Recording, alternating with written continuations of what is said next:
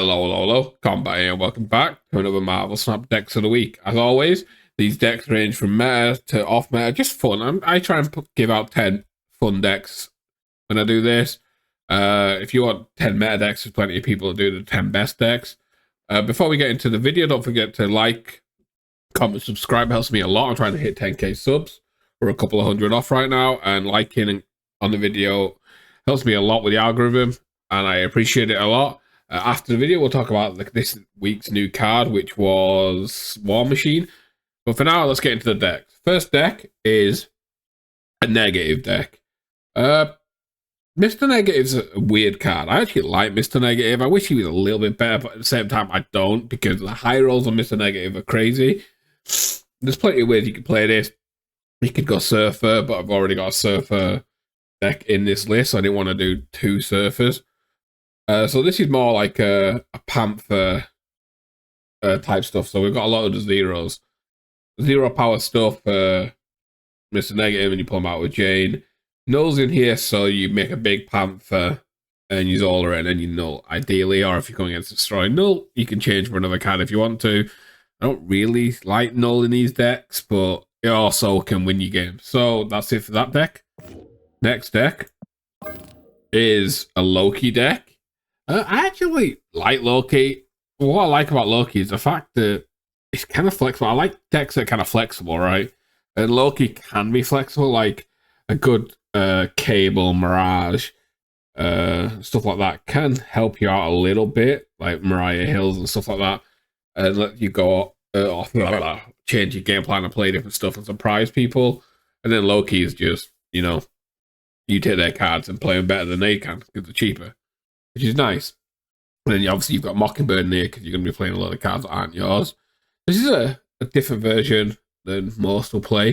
This is more like a Buffy small card thing, right? Because you've got Elsa and Hope and Kitty, right? So you're kind of bouncing it around. We've got no Collector in here.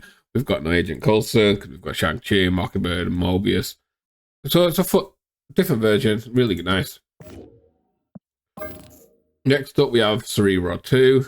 As most people know, if you watch this, I'm not a big fan of Cerebro just because I like the idea of it. I just don't like the fact that it gets hurt by bad and good locations. It really annoys me when I play it.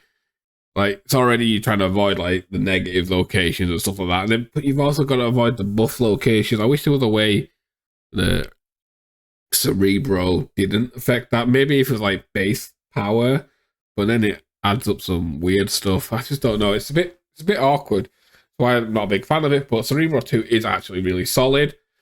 You got quite a lot of good cards. You fill up a Laden Brood. You got Negasonic. You've got Blue Marvel to buff stuff. Cerebro Mystique. And Baku to jump out your deck and stuff like that. Pretty nice. Next up, we've got a Junk Galactus deck. I kind of got beat by one of these the other day. It upset me. The Cannonball. I tried to play around like some big stuff in Galactus Lane, like Shang-Chi and Elias stuff, and I got Cannonballed instead. It annoyed me. But yeah, Junk Galactus, really fun. Next up, we have Patriot Surfer. Like, Surfer just fits so well in here because you want a Brood and Absorbing Man, and you've got Mockingbird. You've also got Doom and stuff like this. Then you've got Life. Like, Patriot is one of these decks that is actually really flexible, right? If you look at this deck, you could easily take out Forge and Shavaz. You could take out Mockingbird quite easily and just place other card. Like, Shavaz and Forge just could be number ones, and, or like a Squirrel Girl, stuff like that. You know, it is flexible, and which is what I like about it. And it's a really good deck. Patriot's one of my favorite types of decks. I don't play it enough. I should play it more. It's just because it kind of just stays, like the core of the deck stays the same, so I don't really like playing it because it doesn't really change a lot. The only reason it's showing up now is because of the Mockingbird type stuff, right? Other than that, it's pretty much been the same. Next deck, oops, where are I? Next deck is a Shuri list. Shuri I remember when Shuri was kind of making a play for coming back into the meta, and she just disappeared.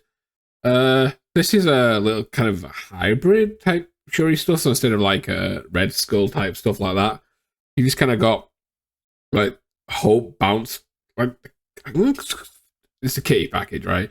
You got Angela and you got Kitty Pride, Hopes, and Forge, stuff like that. I don't know about the Hulk Buster in here. That's definitely an interesting one for sure. But it's alright. You know, you put a Hulk Buster on a kitty or something like that, or a Vision, it gets big, and Hope, and yeah. So it's definitely got something. And then you've got the Shuri for like you cheating energy, right? So you could Shuri, uh, She-Hulk, stuff like that. And then you've got like Visions and Taskmaster and Magnetos. Plenty of options. Really interesting deck. I need to play a little bit more. We'll do a little play of it. Next up, we kind of got a more boring list. Like I said, some of these are meta decks. So here we have a Hela deck. You know, in case you haven't seen it, it's a Black Knight Hela deck. New innovation out here. Never before seen deck. You know, and who am I kidding? Right, we're all sick of seeing Hela stuff, right? So it's a Hela deck. Pretty simple. Discard stuff. Bring more back with Hela. Yeah, not going to spend time on a Hela deck. Next up, we got High Evo deck. This is for the most part, it's just a standard High Evo, but at the same time, we've got Hope, Professor X, and Cannonball in here. These are 3 cards that you probably don't see in here often. The idea is, like, obviously, if you Professor X a lane, it's nice. Hope is fantastic in High Evo. She's probably a stable in here now, right? Because you always want the extra energy to cheat around. And then Cannonball's just kind of your tech card. It's big, it's strong, and it can easily destroy a card. So it's like you always kind of wanted like an Aliyah or a Shang-Chi in High Evo, but at the same time you didn't really want to play him because it kind of cost you a lot of tempo, right? But Cannonball kind of fills that gap quite well. Next up, we have kind of a lockdown type stuff. The best I can call it, right? Lockdown is just, it's in a weird spot, right? You just got War Machine that can like mess it up a little bit, but at the same time, it's kind of nice. Like, this deck is interesting. Yeah, I kind of like the deck because the idea is you can Storm, you can Elaine. Like, we've got no Professor X because of how good War Machine is. Like, you get Storm down, Miss Marvel. You reach Elaine with Jeffs and Visions, and you've got Legion type stuff to mess with people.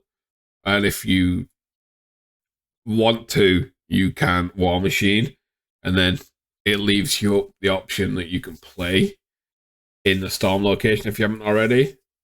So it's interesting how flexible it can be. Like, War Machine as a 4/6 is just a good card, but we'll talk about War Machine in a minute. And the last deck in here is just like a Black Bolt good deck card stuff, right? These are just good cards. You're going to be playing for tempo, play pretty well. Like Black Bolt Kitty on 5 because you've played into Hope is nice. Then on 6 you've got like maybe your 6/7 energy. Say you played in Hope once. On turn 5, you put your Kitty in Hope on 5 after you Black Bolted another lane. No, you are playing that twice, right? You Black Bolt and then you Kitty on the Hope or something like that, and then you get to Stature, Kitty, Doom on 6 if you can get 8 energy. You can get out quite a lot of energy, stuff like that. Or if not, if you just don't have the Kitty, right, you could also just Stature, Doom. Like, there's plenty of options, which makes it really nice. And that is that for the decks. I'll quickly talk about War Machine, if I can find him. Second. There we go. War Machine. So he was a new card this week. He was hyped up quite heavily. I myself thought he was going to be an okay card. I thought he was a little overhyped. A lot of people were talking about playing him with Professor X and stuff like that, which I never understood. And then I'm glad that people actually didn't play him with Professor X. He was there to beat him. And his best combo comes with like Ebony Maw and Infinite. It's like this 3-card package that you can put in decks, right?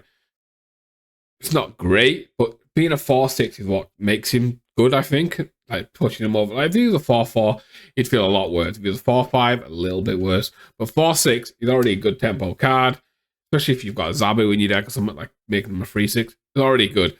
Makes it flexible. The one thing that I think people overlook was like playing in locations that you can't. A lot of people like Sanctum playing in there, but like you can't play a 1, 2, or 3 in here.